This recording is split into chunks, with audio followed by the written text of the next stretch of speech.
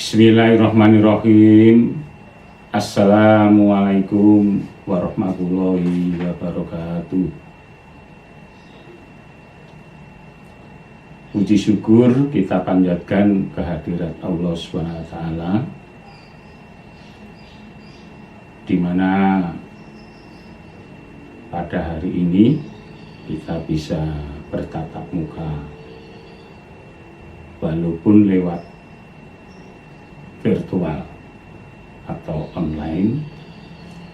Ya, semua itu karena kesehatan, ketentraman, dan keselamatan yang dilimpahkan oleh Allah kepada kita semuanya.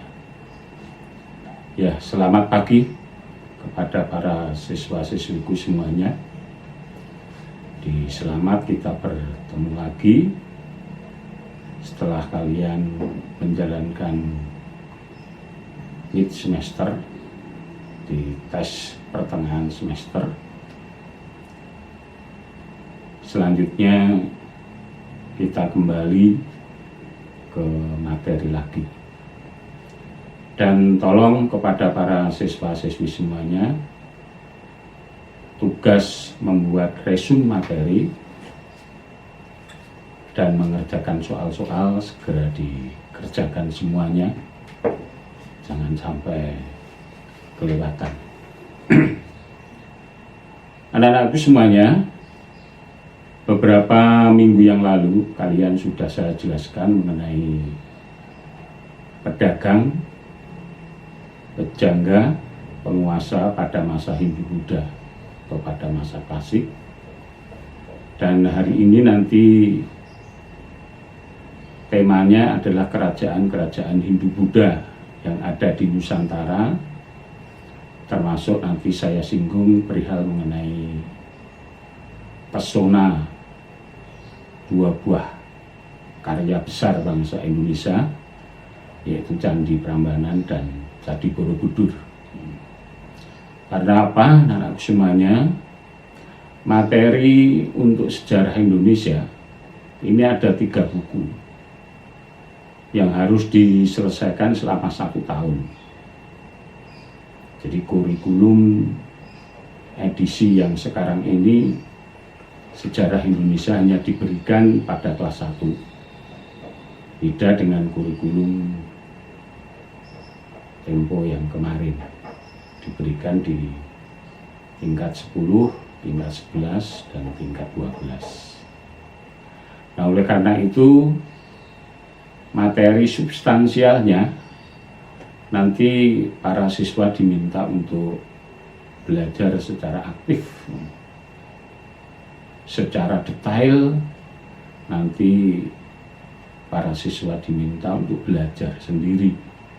Karena apa? Sumber belajar sekarang tidak hanya guru, bisa buku, bisa majalah, bisa internet, bisa buka apa saja, YouTube atau Mbah Google ya, dan sejenisnya. Anak-anakku sekalian yang sangat saya cintai, kerajaan-kerajaan Hindu-Buddha yang ada di kepulauan kita, yang ada di Nusantara ini, banyak sekali. Banyak sekali ya. Kerajaan yang bercorak Buddha, contohnya 1, Kerajaan Kalinga atau Kalinga. Kemudian yang kedua, Kerajaan Mataram Buddha. Jadi ada Mataram Hindu, ada Mataram Buddha. Kemudian Kerajaan Sriwijaya. Kemudian kerajaan yang ada di Daha dan Kauripan. Ini 4 kerajaan yang memiliki corak agama Buddha. Sedangkan kerajaan-kerajaan yang mempunyai corak agama Hindu banyak, lebih banyak ini malah. Ya. 1, Kerajaan Kutai. 2, Kerajaan Tarumanegara. 3, Kerajaan Kediri. Ya. 4, Kerajaan Singosari. 5 kerajaan Majapahit, ya. Ada kerajaan Buleleng di Bali, ada kerajaan Kota Kapur, ya, di Sumatera, ya, dan lain sebagainya, banyak. Nah, pada kesempatan kali ini secara sistematis saya urutkan dari kerajaan yang tertua. Materinya, detailnya nanti dipelajari sendiri di buku, ya, karena Anda sudah pinjam buku. Yang pertama yaitu kerajaan Kutai. Kerajaan Kutai ini merupakan kerajaan Hindu yang pertama kali di Indonesia. Kerajaan Hindu yang pertama kali di Indonesia ini adalah kerajaan Kutai yang berdiri pada abad 4-5 Masehi. Letaknya secara geografis ini berada di Kalimantan Timur, ya, di dekat Sungai Mahakam, sungai yang sangat besar di Kalimantan, termasuk juga besar di Indonesia. Di kerajaan Kutai, sumber tertulis untuk mempelajari perihal mengenai sejarah Kutai adalah diketemukannya sebuah yupa. Yupa itu adalah batu yang berdiri, yang di situ ada tulisannya. Di sumbernya itu. Kemudian yang lain, raja-raja yang pernah memerintah di kerajaan Kutai itu satu, yaitu Raja Kudungga. Kudungga, ini raja yang pertama. Kemudian yang paling terkenal nanti rajanya Mulawarman. Kemudian yang ketiga yaitu Aswawarman. Di Raja Kudungga, Raja Mulawarman yang terkenal, kemudian Aswawarman. Mata pencahariannya, para penduduknya di sini adalah bidang agraris, pertanian, termasuk di situ inklusif, ya, peternakan, ya, perdagangan, ya, termasuk juga perikanan. Di kerajaan Kutai. Nah, detailnya nanti dipelajari sendiri, ya, karena materinya terlalu padat sekali, Pak Kris terlalu terbebani kalau kalian sendiri tidak belajar, ya. Itu perihal mengenai kerajaan Kutai, ya. Kemudian yang kedua yaitu kerajaan Tarumanegara. Ini pada abad ke-5-6. Kalau tadi letaknya di Kalimantan Timur, ini sekarang Tarumanegara letaknya ada di Jawa, yaitu di Jawa bagian barat, di Jawa Barat. Rajanya yang terkenal Purnawarman. Mata pencahariannya ya, hampir sama dengan yang ada di kerajaan Kutai, yaitu pertanian, ya, perdagangan, ya, perikanan, ya, termasuk di situ ya, kehutanan. Karena di Jawa Barat itu wilayahnya daerah perbukitan, ya.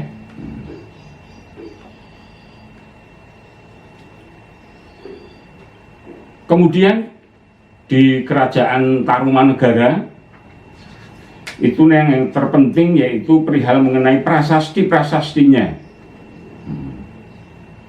Ada 7 prasasti, ya. Isinya apa saja nanti dipelajari sendiri. Ya, yang penting Pak Kris hanya memberikan garis besarnya saja karena padatnya materi. Satu yaitu prasasti Tugu, ya. Kemudian yang kedua prasasti Ciaritium, ya.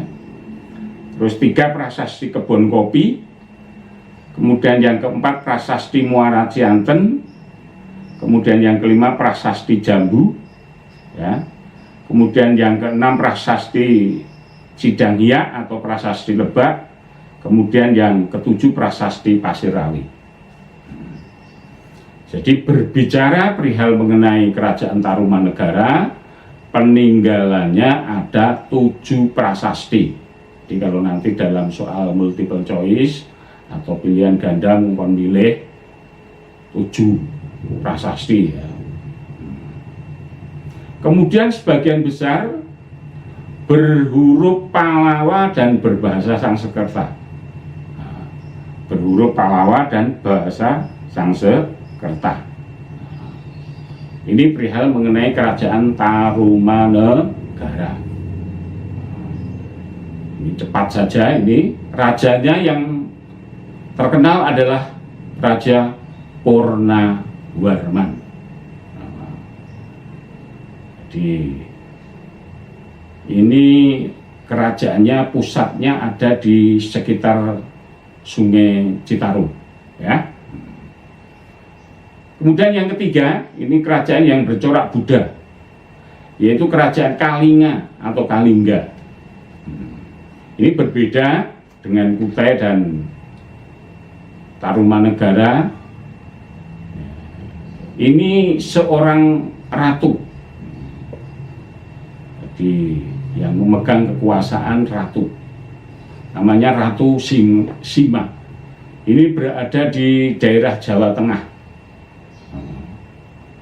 Jadi ditulis di dalam buku ini, walaupun seorang putri, ya, tapi pelaksanaan hukum ini sudah ditegakkan.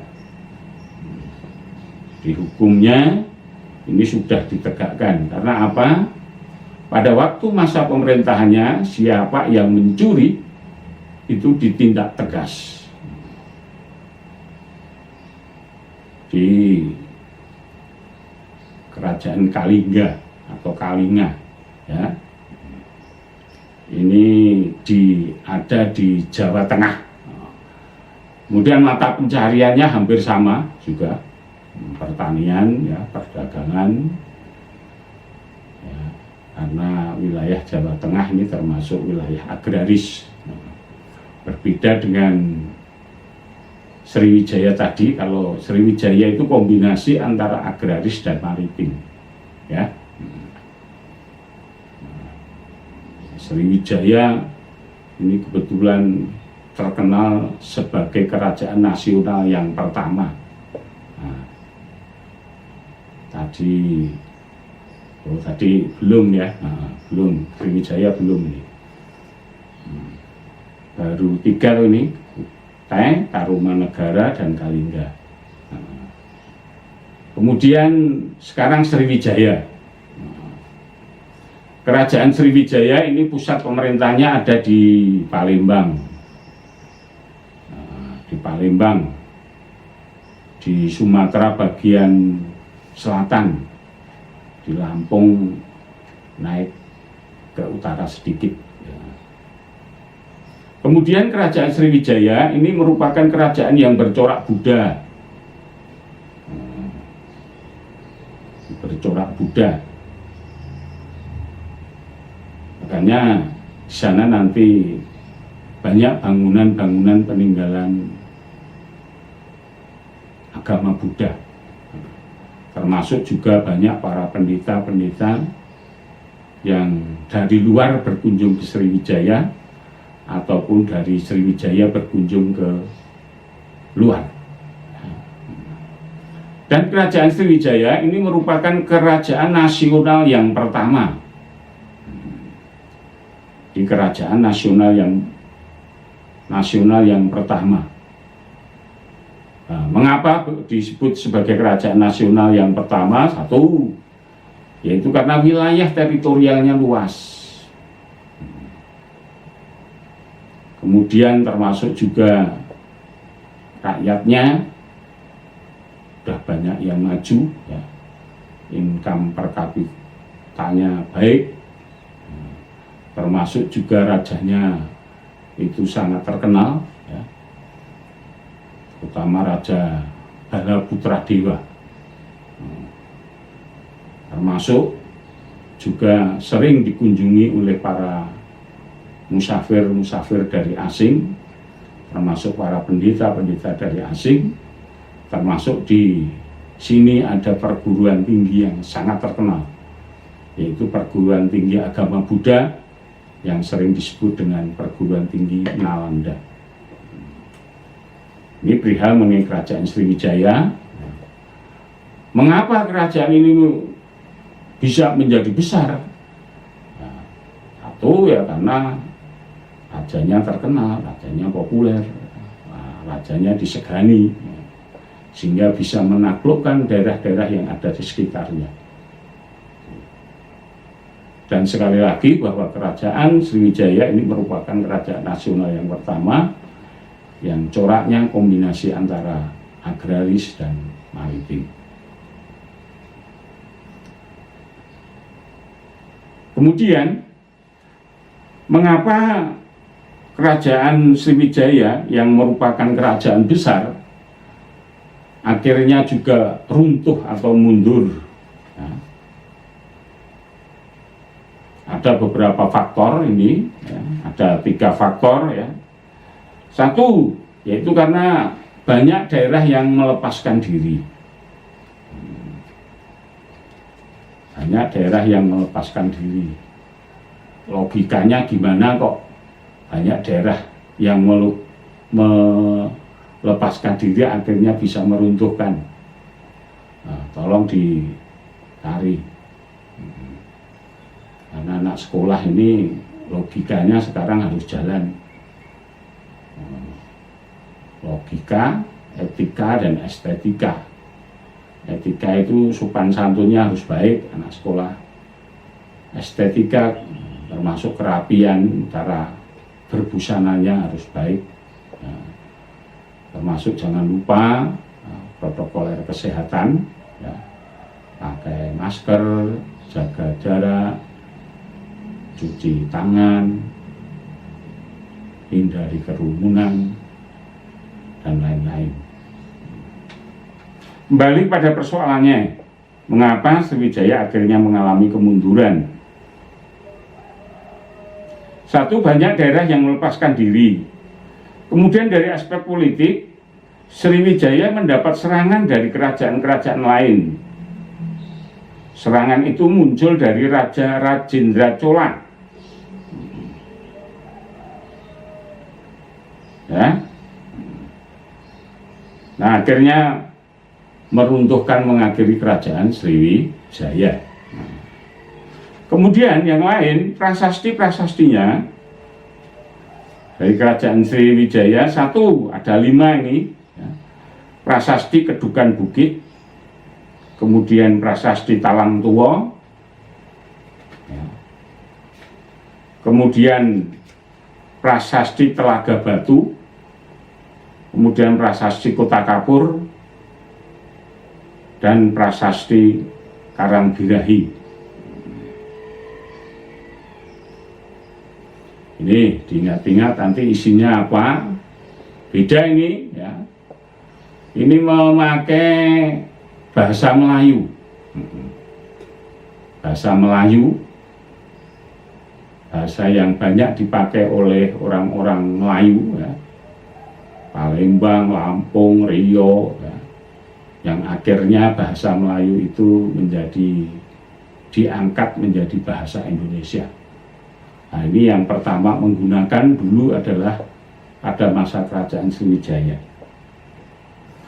Kemudian perkembangannya, mengapa kerajaan ini menjadi kerajaan besar? Satu, karena letak geografis yang strategis, yaitu dekat kota Palembang, termasuk di utaranya nanti ada Selat Malaka. Di Selat Malaka yang merupakan selat pintu gerbang masuknya orang-orang asing ke Indonesia.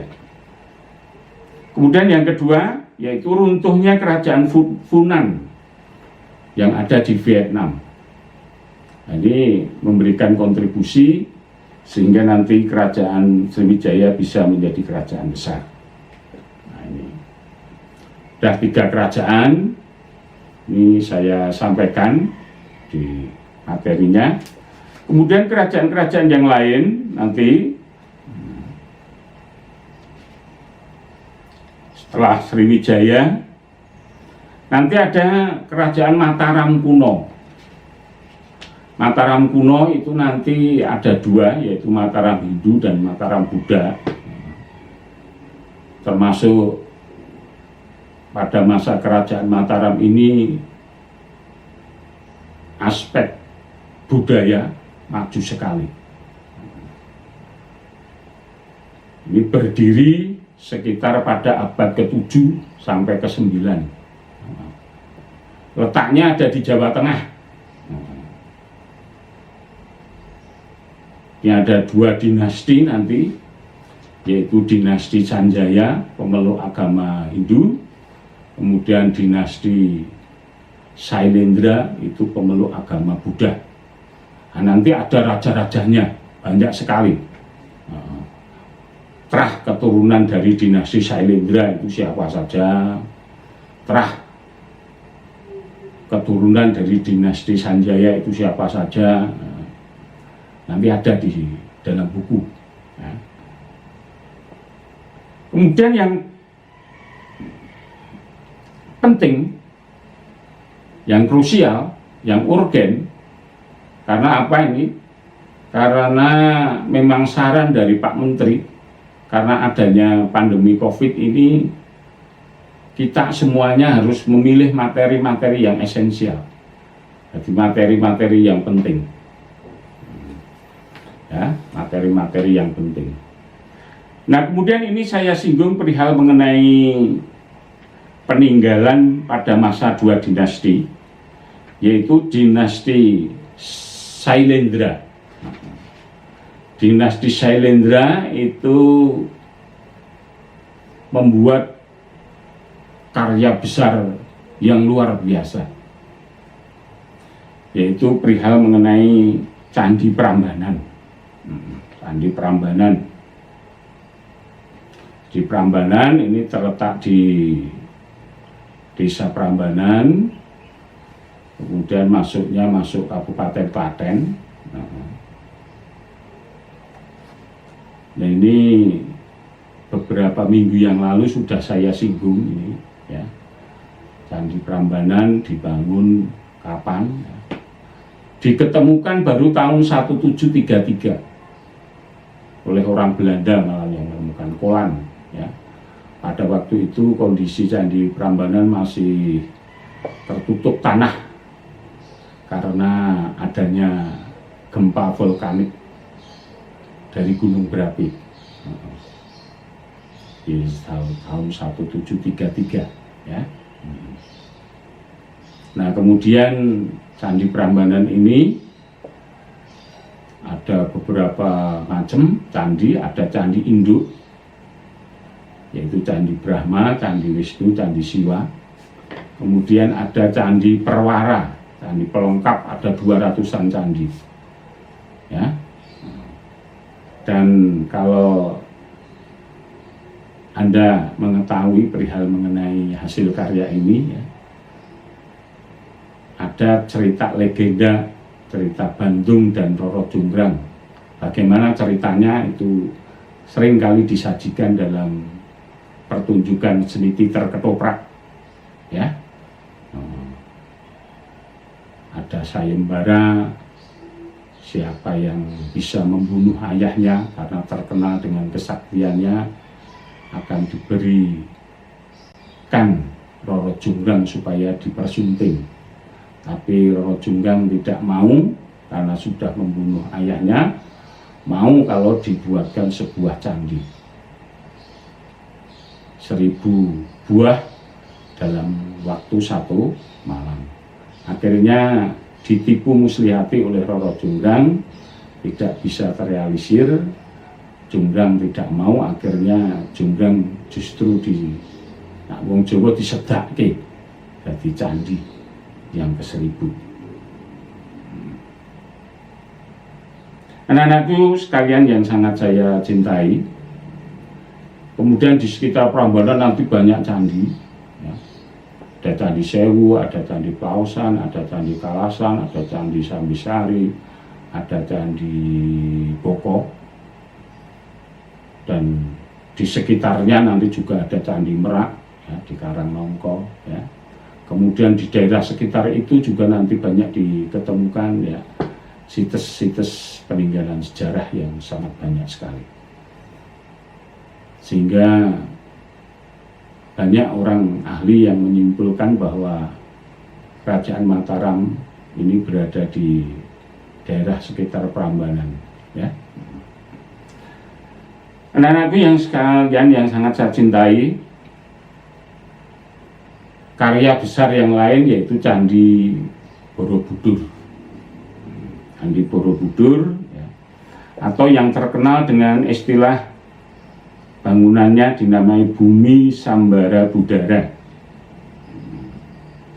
Ini ada 3 jenis itu nanti, yaitu apa itu bangunan rupa datu, ya, kama datu dulu, rupa datu dan arupa datu.